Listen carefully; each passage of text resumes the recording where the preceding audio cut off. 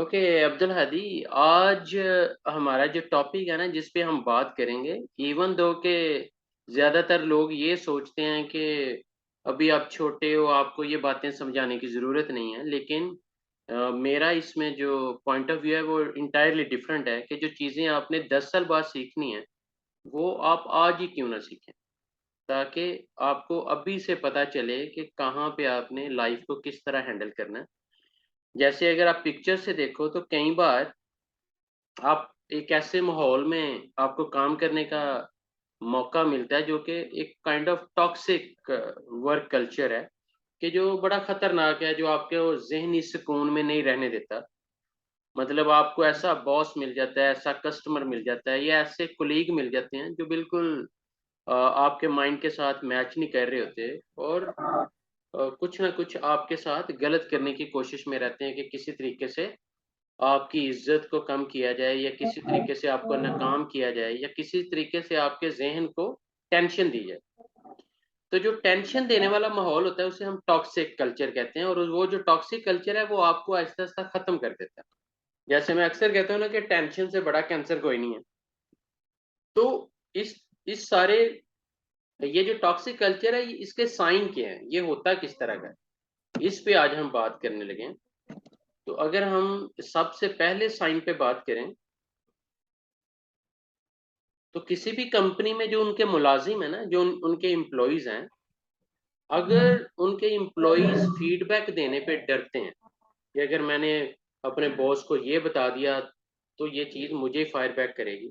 अगर मैंने कंपनी के ओनर को ये बता दिया या अपने मैनेजर को ये फीडबैक दी, तो ये चीज़ मुझे ही फायर बैक करेगी। तो जो टॉक्सिक वर्क कल्चर है उसका पहला जो साइन है वो ये है कि एम्प्लॉइज़ खुल-डुल के आपको फीडबैक नहीं देते, आपसे बातें छुपाते हैं। मतलब आप जब माशाल्लाह आप अपनी कंपनीज़ चला रहे होंगे और अगर आपके एम्प्लॉइज़ खोल-डुल के आपको नहीं फीडबैक देते, आपसे बात नहीं करते, आपको अपने मसले नहीं बताते या व्हाटएवर इज़ हैपनिंग, जो भी उनके साथ हो रहा है वो आपसे नहीं शेयर करते, तो आप समझ जाओ कि ये टॉक्सिक वर्क कल्चर की जो ज़हरीला काम करने वाला कल्चर है, कि जो टेंशन देने वाला कल्चर है, उसका ये पहला साइन। दूसरा साइन क्या है? दूसरा साइन ये है कि ऐसी कंपनी, ऐसा बिज़नेस जिसमें एम्प्लॉइज़ जो हैं, जितने भी जो मेहनती एम्प्लॉइज़ हैं, अगर उनको इज़्ज़त ना दी जाए या उनको रिकॉग्नाइज़ ना किया जाए, उनको रिस्पेक्ट ना दी जाए या दी जा रही हो, तो समझ जाओ कि ये जो कल्चर है, ये इंतहाई टॉक्सिक है। कि जो मेहनती लोग हैं, ईमानदार लोग हैं, उनको तो इज़्ज़त मिलनी चाहिए ना, उनको तो एप्रिशिएट करना चाहिए, रिवॉर्ड मिलना चाहिए, उनको अवार्ड देने चाहिए।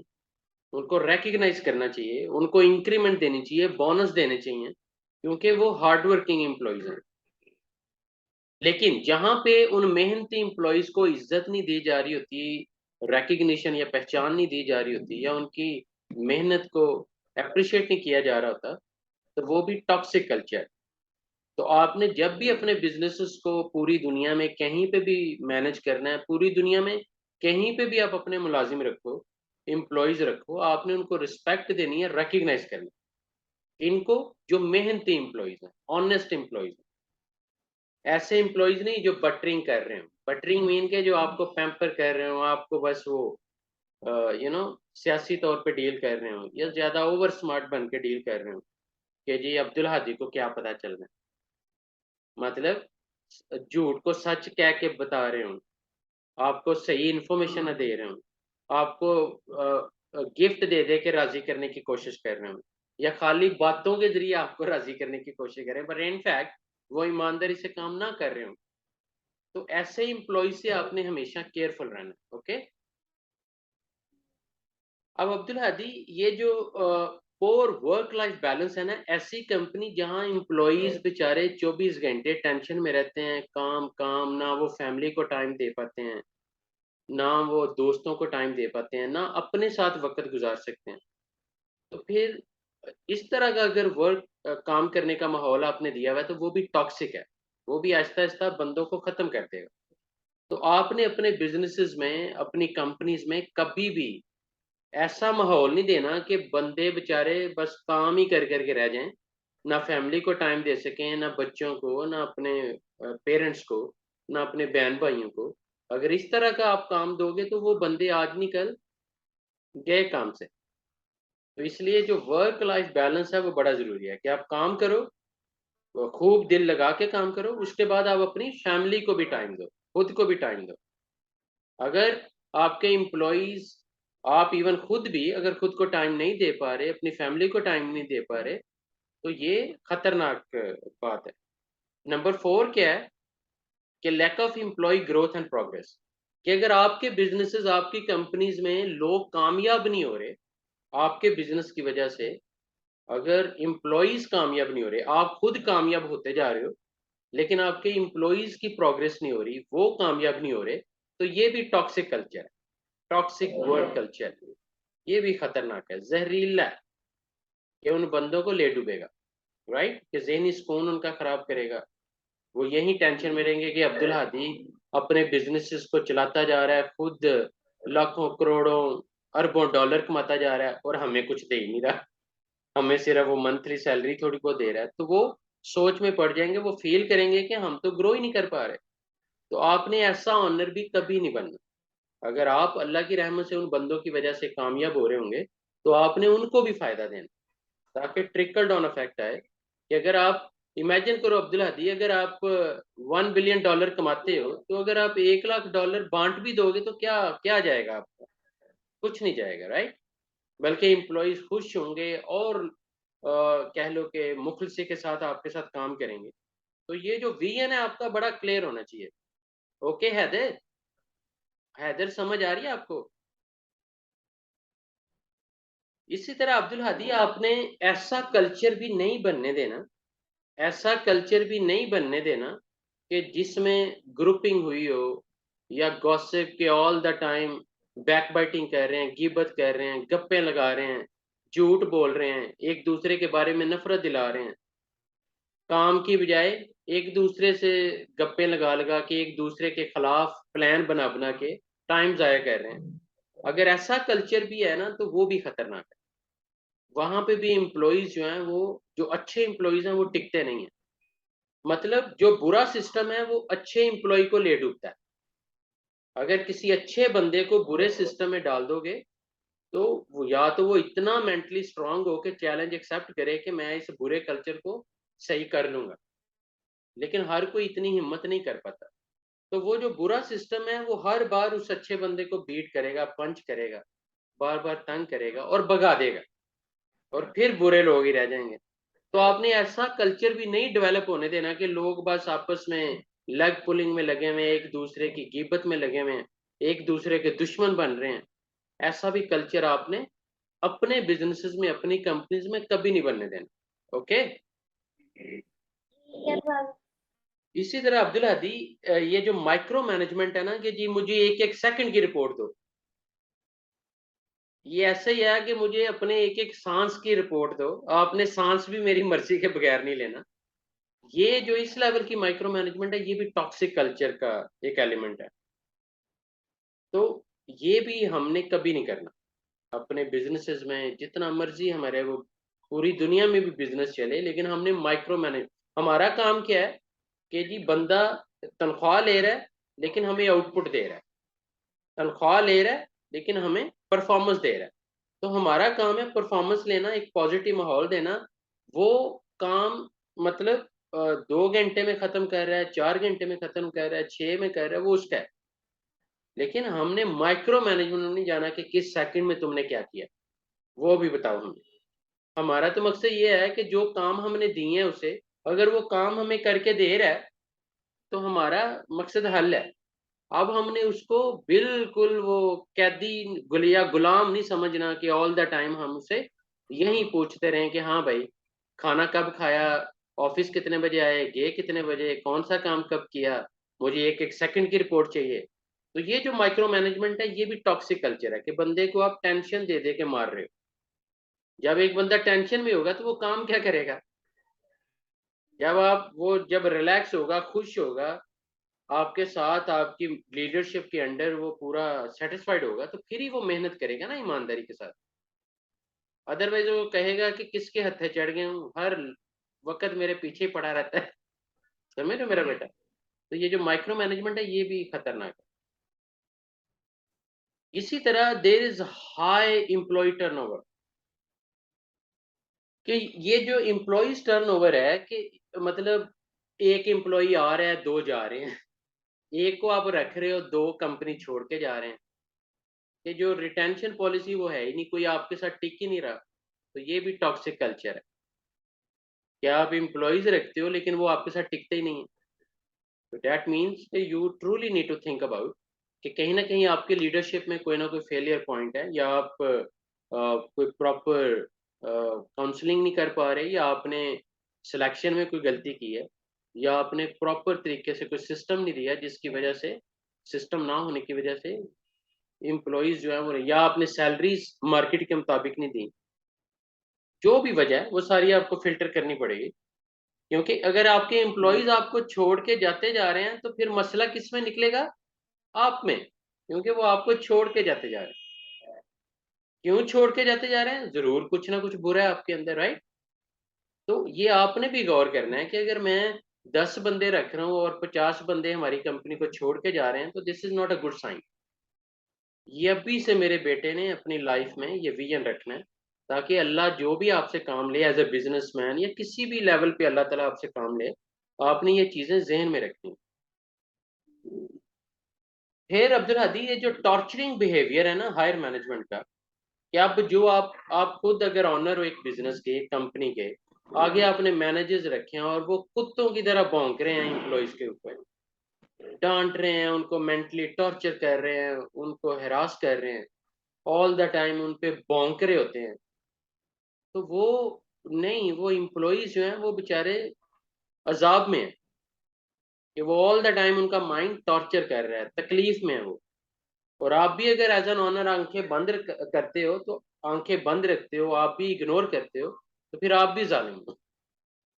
तो पता चला कि आपने जो अपने अंडर मैनेजर्स रखने हैं, जो मुख्तलिफ डिपार्टमेंट्स को मैनेज करें, चाहे वो सेल्स एंड मार्केटिंग मैनेजर है, चाहे आईटी मैनेजर है, चाहे एचआर मैनेजर है, चाहे सेफ्टी मैनेजर है, क्वालिटी मैनेजर है, या जो भी आप जिस शोबे में भी लोग रखें, वो हर सूरत में अपने डिपार्टमेंट में लोगों को अच्छी लीडरशिप के साथ, पॉजिटिव लीडरशिप के साथ लेके चलें।